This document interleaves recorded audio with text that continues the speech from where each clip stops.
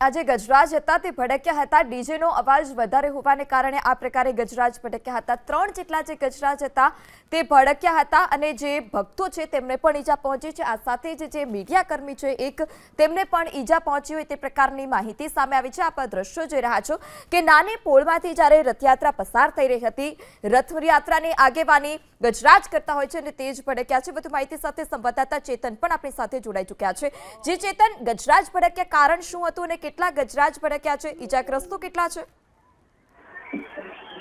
જી, હાલમાં જે પ્રાથમિક માહિતી મળી છે તે અનુસાર રથયાત્રામાં રથના સ્વાગત માટે ઠેર ઠેર ડીજે મૂકવામાં આવ્યા હતા અને આ ડીજે લાઉડલી વગાડવામાં આવી રહ્યા હતા।